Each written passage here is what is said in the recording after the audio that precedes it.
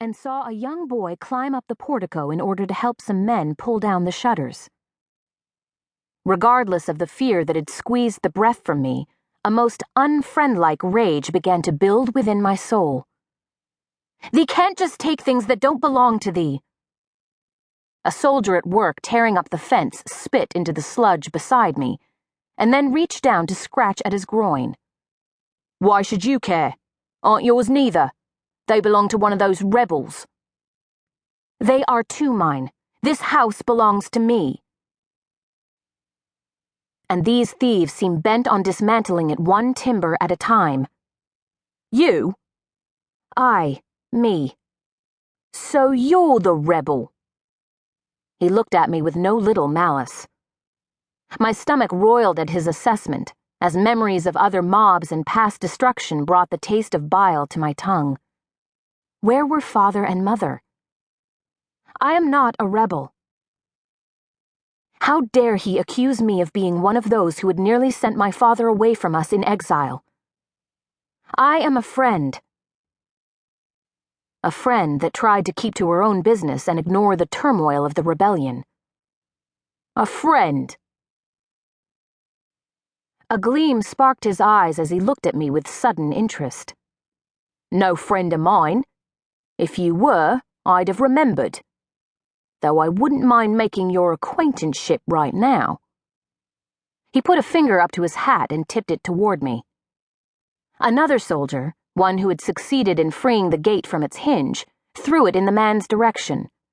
It was caught hold of with a grunt. "She doesn't mean friend, you oaf. She means to say that she's a friend.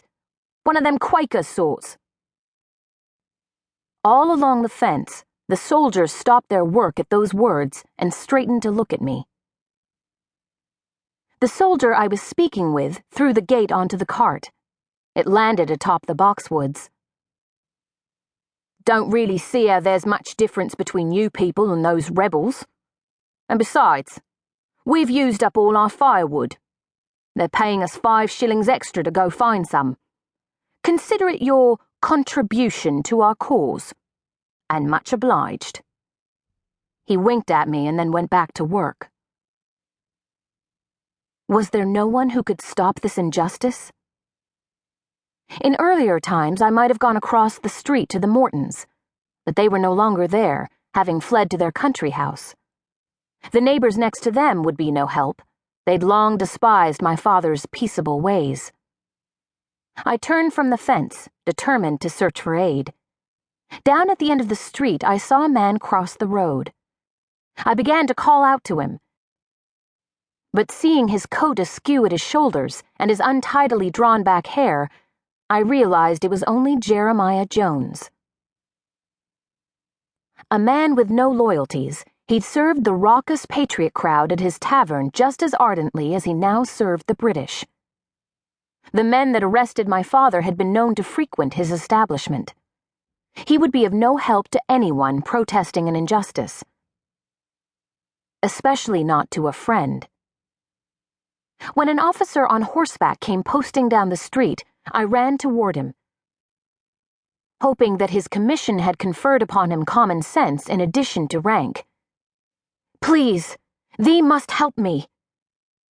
The man reined his horse and removed his hat. "Thee must tell these people to stop. They've mistaken our house for that of a rebel's, and they're taking things that are not theirs." His gaze passed from me toward the house and lingered there for a moment.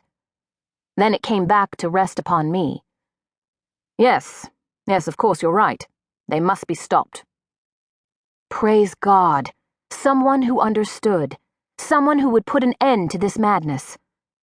"You there." He addressed the soldier to whom I had spoken. "Whose regiment are you from?" The soldier answered, eyes sullen. "The Queen's Rangers, sir." "You're rather far from your precincts, aren't you?" The man didn't answer, but some of his fellow soldiers had already begun slinking away. The boy atop the portico leapt down, leaving the sole shutter still attached to the house dangling. He darted around the corner.